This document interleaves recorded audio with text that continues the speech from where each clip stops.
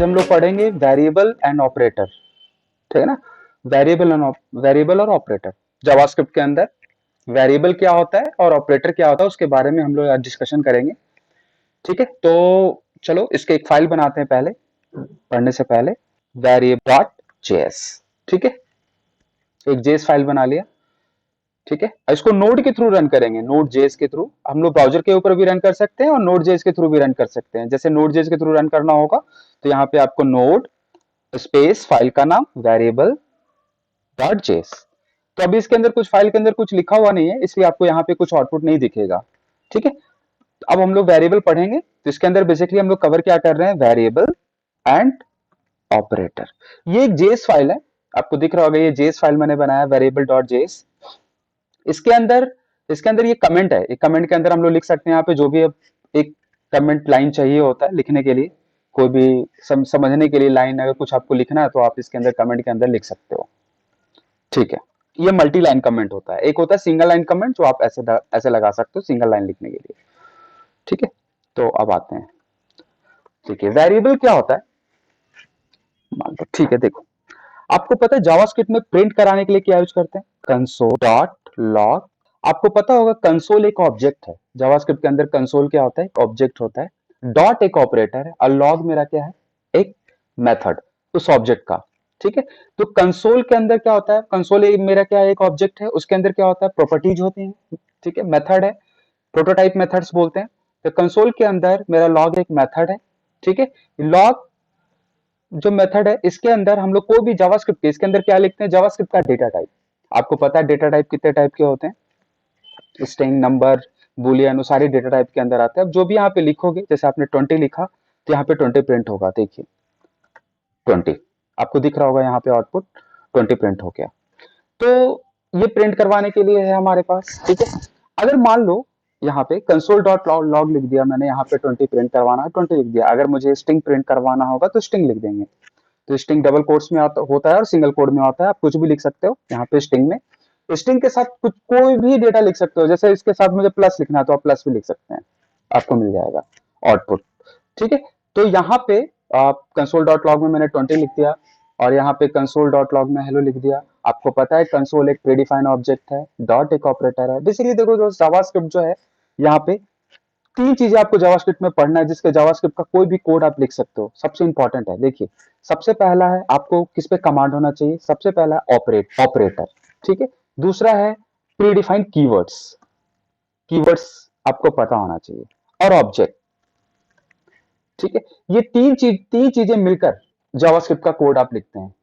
ठीक है, तो आपको तीन चीजें पे कमांड होना चाहिए, ऑपरेटर की जानकारी पूरी। मान लो कि आपको पता है जैसे कि आप कोई फोन खरीदते हो, तो फोन खरीदते हो तो आपको तो सिर्फ देखते हो कि मेरे पास फोन है, वो बहुत सारी चीजों से मिलकर असेंबल होकर के बना होता है।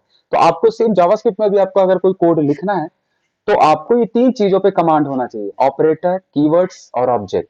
ये तीनों मिलकर के कोड बनाएगा। जैसे कि एग्जांपल कंसोल, कंसोल मेरा एक ऑब्जेक्ट है, प्री डिफाइंड ऑब्जेक्ट है, जावास्क्रिप्ट में दिया है कंसोल पे प्रिंट करवाने के लिए टर्मिनल पे।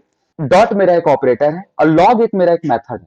ये तीनों मिलकर के देखो, ये जो अपने ब्रैकेट में लिखते हैं ना, ये पैराथेसिस, वो भी एक ऑपरेटर है। ये मेरा डेटा टाइप, डेटा। ठीक है, तो यहां पे ऑपरेटर, कीवर्ड्स और ऑब्जेक्ट, ये तीनों मिलकर के, ये तीनों इसके अंदर मिक्स हैं। तो क्या बना, मेरा एक कोड बना, एक लाइन बना, जिससे हमारा आउटपुट यहाँ पे आपको दिख रहा होगा 20 हेलो, है ना। तो अब देखिए आगे, तो यहाँ पे बेसिकली हम लोग ये सीखने जा रहे हैं कि कंसोल डॉट लॉग में हम लोग प्रिंट करवाते हैं, मिल जाते हैं। ये जो प्रिंट कराते हैं 20, आपको इसके अंदर आपको 20 वैल्यू, आपको अगर मान लो किसी ने बोला कि मैंने कंसोल डॉट लॉग में फिर से 20 लिखा, 20, तो आपको आपको लगता है कि जो 20 ऊपर वाला 20 है वही 20 है नीचे? नहीं, ऐसा नहीं है, है ना। ये आपको 20 वो नहीं है, ये अलग है, ये अलग है और ये अलग है। लेकिन मैं चाहता हूं कि जो 20 मैंने यूज किया है पहले, मैं उसी को दोबारा यूज करना चाहता हूं। ठीक है ना, तो इसी के लिए मेरे पास क्या बना हुआ है, वेरिएबल। इसी के लिए क्या बना हुआ है, वेरिएबल। तो वेरिएबल में क्या है यहाँ पे, तो वेरिएबल के बारे में अगर आप पढ़ने जा रहे हैं तो वेरिएबल के बारे में थोड़ा सा जानकारी ले लेते हैं कि जावास्क्रिप्ट के अंदर बेसिकली तीन टाइप के वेरिएबल यूज करते हैं। ठीक है, तीन टाइप के वेरिएबल यूज करते हैं। एक होता है वैर, वैर एक कीवर्ड है, प्री डिफाइंड कीवर्ड है। मैंने बोला ना कि कीवर्ड्स बहुत इंपॉर्टेंट होते हैं। वैर एक प्री डिफाइंड कीवर्ड है लेट एक कीवर्ड है, और कॉन्स्ट। इसी को बोलते हैं, तीन टाइप के वेरिएबल है जावास्क्रिप्ट के अंदर, वेर, लेट और कॉन्स्ट। ठीक है, तो देखिए यहाँ पे मैं समझाता हूं।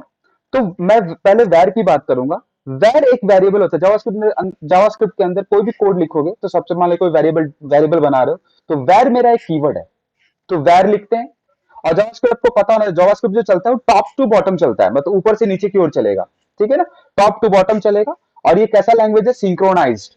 सिंक्रोनाइज का मतलब होता है जैसे कि दो टाइप के, जो डायरेक्ट एग्जीक्यूशन कर रहा है, लाइन बाय लाइन एग्जीक्यूट कर रहा है, सिंक्रोनाइज है। और एक सिंगल थ्रेड पे चलता है, सिंगल टास्क पे चलता है, जो जैसे कि एक टास्क स्टार्ट किया और एंड किया, ठीक है ना, पूरा सिंगल, उसके बीच में कोई दूसरा टास्क नहीं करेगा, वो टास्क को स्टार्ट करेगा और एंड करेगा।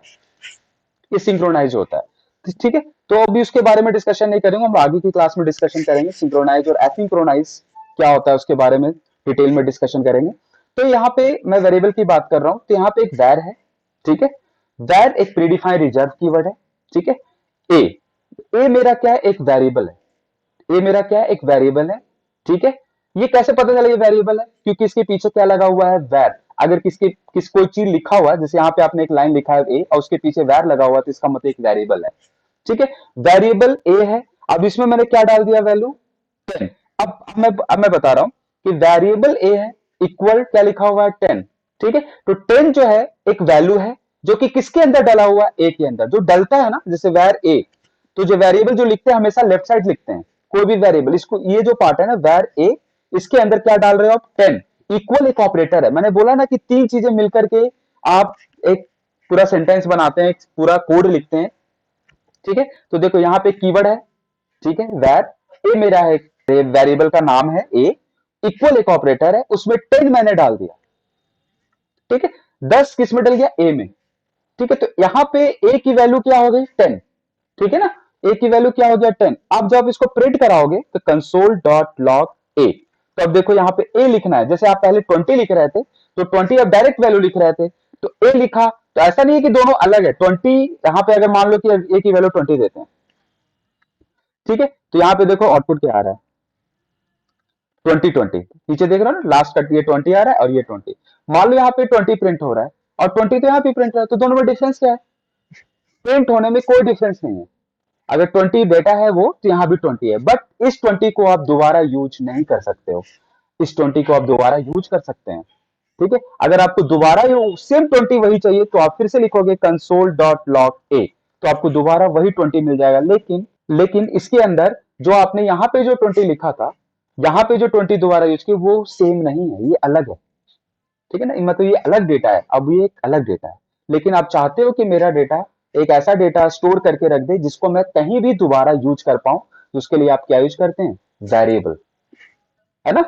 ठीक है, तो वैर ए इक्वल 20 मैंने इसमें डाल दिया। अब देखो वेरिएबल को कुछ बोलते हैं, देखिए मैं आपको एक एक चीज समझाता हूं। देखो, जैसे मान लो कि आप एक वेरिएबल ए लिख दिया, इसको बोलते हैं वेरिएबल डिक्लेरेशन, वेरिएबल डिक्लेरेशन, ठीक है ना। इसको क्या बोलते हैं, वेरिएबल डिक्लेरेशन। अगर आपने किसी वेरिएबल के अंदर ए इक्वल 5 डाल दिया, वैल्यू डाल दिया 5, ठीक है ना। अगर आपने ए के अंदर वैल्यू डाल दिया 5, ठीक है ना, तो इसका मतलब ये होता है, देखो इसका मतलब होता है, देखो यहां पे वेरिएबल डिक्लेरेशन भी हुआ, और और क्या हुआ, एक साथ इनिशियलाइजेशन भी हुआ, इनिशियलाइजेशन। तो यहाँ पे क्या हुआ, वेरिएबल डिक्लेरेशन भी हुआ, इनिशियलाइजेशन भी हुआ। इनिशियलाइजेशन क्या होता है, पहले इसको बारे में समझते हैं।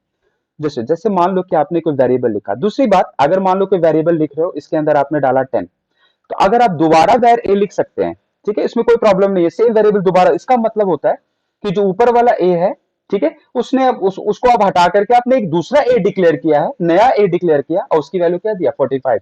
मतलब आप ऊपर वाला ये वेरिएबल अब नहीं रहेगा, अब ये वेरिएबल इसके आगे चलेगा, ठीक है। इसको ये आपने नया वेरिएबल डिक्लेयर किया, जहां पे हमने वैर लिख दिया, मतलब अब न्यू वेरिएबल डिक्लेयर हो गया। अगर ये वैर नहीं होगा, मान लो तो ये नहीं है, इसका मतलब आपने ये वाला वेरिएबल, इसी वेरिएबल 10 में दोबारा वैल्यू चेंज कर दिया 45। लेकिन अगर आपने वैर यूज कर लिया, इसका मतलब यह है कि आपने ये वाला हटा दिया है, अब नया वेरिएबल 45 लिया है, ठीक है। तो इसका मतलब ये हुआ। अब देखो कुछ चीजें मैं समझा रहा हूं, बहुत इंपॉर्टेंट है। देखो मान लो कि मेरे पास यहाँ पे एक वेरिएबल लिए ए इक्वल, अभी सिर्फ वेरिएबल, इसको क्या बोल रहे हैं, डिक्लेरेशन, इसको बोलते हैं डिक्लेरेशन, वेरिएबल डिक्लेरेशन, ठीक है। ये वेरिएबल डिक्लेयर हो गया, ओके, ठीक है। अब अगर इसमें मान लो वैल्यू डाल दिया 5, ये इसका मतलब ये होता है कि आपने डिक्लेयर किया, ए नाम का वेरिएबल डिक्लेयर हुआ, अब इसमें आपने क्या डाल दिया है 5, इसको बोलते हैं इनिशियलाइजेशन। ये इनिशियलाइज हो गया कितने से, 5 से, मतलब ए की वैल्यू 5 से इनिशियलाइज हुआ, ठीक है। और इस फॉर्म को लिटरल्स फॉर्म भी बोलते हैं, मतलब आपने एक 5 वैल्यू डाला है फिक्स्ड वैल्यू, मतलब ये लिटरल्स के फॉर्म में लिखा हुआ है, ठीक है। कोई बोलते हैं ना litre, what is literals, literals क्या होता है, तो आपको ऐसा भी दे सकते हैं जैसे a = 5, जैसे इसको बोलते हैं लिटरल्स, है ना। लिटरल्स क्या होता है, फिक्स्ड वैल्यू, आप रिप्रेजेंट फिक्स वैल्यू, मतलब आप 5 ए में डाल रहे हो। टोटल 7 लिटरल्स होते हैं, ठीक है, 7 लिटरल्स टोटल होते हैं, उसमें से ये नंबर लिटरल्स है ना। इस कौन सा लिटरल्स है, नंबर। फिक्स्ड वैल्यू, अगर किसी वेरिएबल में कोई फिक्स्ड वैल्यू डालते हैं उसको बोलते हैं लिटरल्स, लिटरल्स है a = 5। ऐसे दूसरे टर्म में इसको क्या बोल रहे हैं, एक वेरिएबल डिक्लेयर हुआ a, इक्वल एक ऑपरेटर है, उसमें क्या इनिशियलाइज किया आपने, 5, इसका मतलब ये a वेरिएबल 5 से इनिशियलाइज हो गया।